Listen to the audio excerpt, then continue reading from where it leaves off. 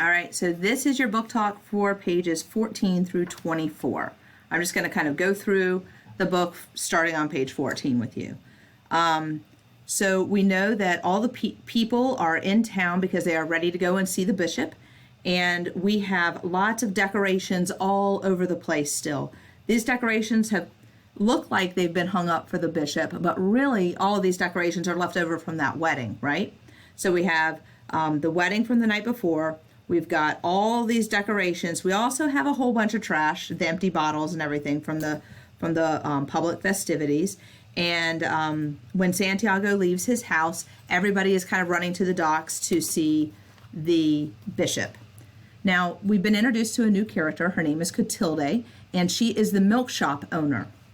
And she's standing over there, and she sees Santiago come out of his house. And when she sees him, she says she had the impression that he was dressed in aluminum. He already looked like a ghost, she told me. So Clotilde knows what is about to happen. Also, in your book, you were supposed to make a connection here. Hopefully, you found that connection to one of his dreams.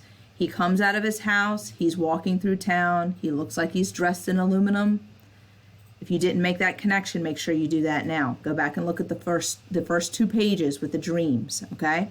Now, there's 2 men who are sitting at the milk shop, Pedro and Pablo Vicario. And they are sitting there holding these newspapers that have knives wrapped up in them. So they are sitting there and they are waiting to kill Santiago. And we don't know why yet, but we have this bit of magical realism at the bottom of the page, because as soon as the bishop's boat is making all sorts of noise, people are running all over the place. These guys are sleeping on a bench. But as soon as Santiago steps out of his house, because remember, he comes out the front door so they can see him across the square, they wake up immediately. And they've been drinking for 3 days, so I guess they're tired. And they get up, and they've got their newspapers in their hands with the knives in it. And Clotilde looks at them, and she's like, for the love of God, please, could you just wait until the bishop leaves, maybe, because she knows what they're going to do. And they listen to her. So they're pretty easily dissuaded. This tells me something. I'm thinking about this. If I'm going to murder somebody and I see them show up and someone goes, oh, can you just wait till later? I might not do that if I was really intent on killing them. So this is the first sign that I see that maybe Pedro and Pablo don't really want to do this. So here they've been given a chance to wait till later. They do sit down. And it also mentions here, it says they both followed Santiago Nassar with their eyes as he began to cross the square. They looked at him more with pity, Clotilde Armenta said. So that's also interesting, right? Because if you wanted to kill somebody, you'd be looking at them with anger or hate, not pity. So that's another little clue that we get there. So they do stand down fast.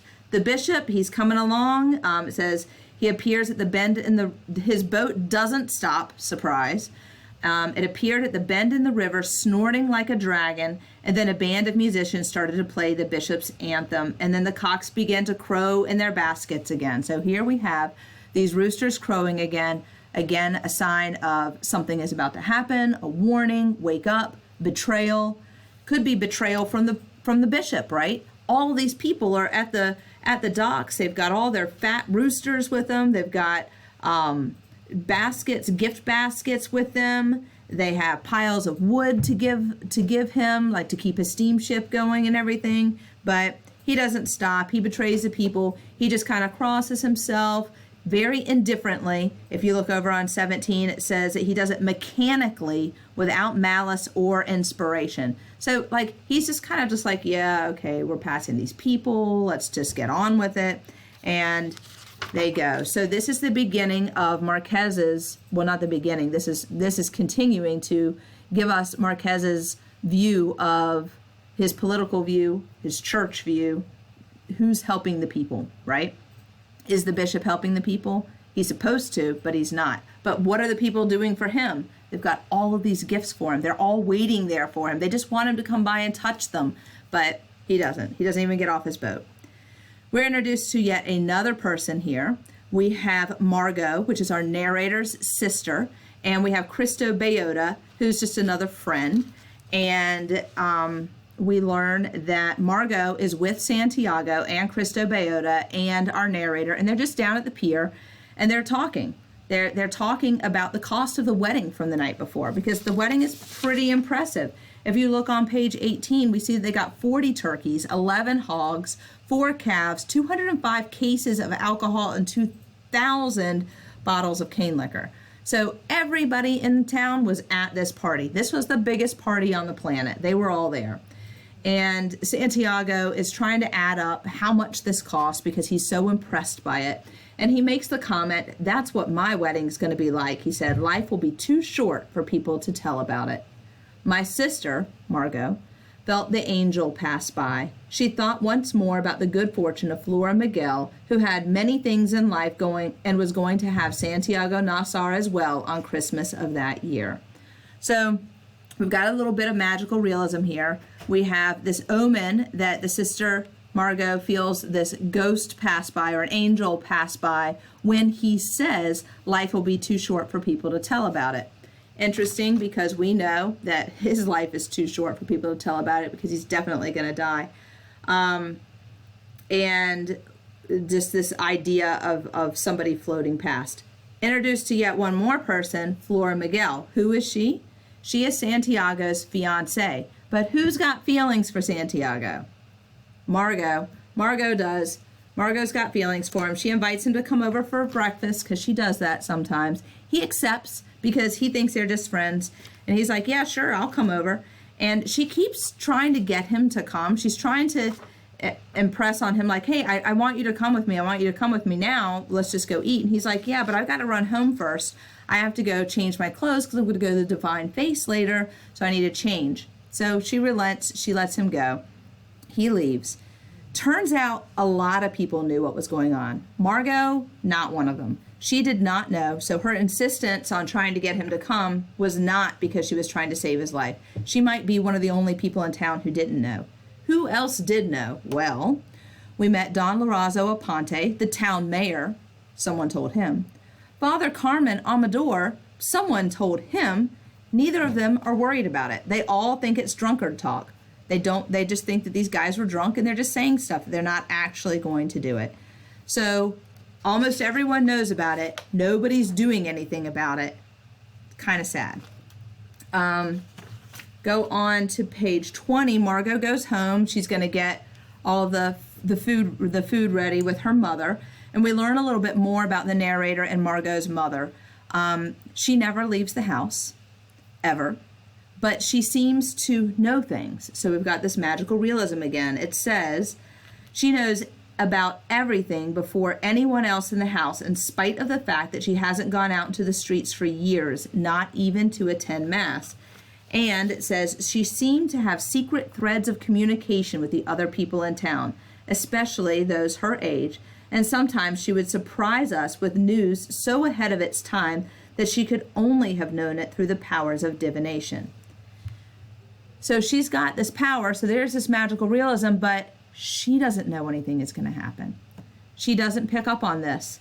It says she didn't feel the throb of the tragedy that had been gestating since 3 o'clock. Wow, that's a strong piece of personification there about the tragedy gestating, meaning it's growing. And it's been growing since 3 a.m. So again, we've got the mother still says Cox could be heard. So at the top of page 21, you still have this idea of betrayal. We have all of these people who are not saying anything. As soon as the bishop leaves, people start talking about the new rumor in town, the new gossip in town. It does involve Santiago, but it involves something bigger first. The bigger piece is that everybody in town was just at this wedding, right? So the night before we had this wedding, Angela Vicario is the person who was married. That last name should ring a bell. Pedro and Pablo Vicario are the ones who want to kill Santiago. So why is this a scandal? Well, look on page 21. It says, Margot learned through a brutal way. Angela Vicario, the beautiful woman who had gotten married the day before, had been returned to the house of her parents because her husband had discovered she wasn't a virgin. All right, so we have to put 2 and 2 together here. That's what Margot's trying to do. She kept throwing these ideas back and forth. She can't figure out how Santiago Nassar got involved in this mix-up, but Angela Vicario's brothers are waiting to kill Santiago for this reason. This is why they want to kill him. They believe that he took their sister's virginity, and that is why her new husband has returned her to her family in the middle of the night. This is a disgrace to the family.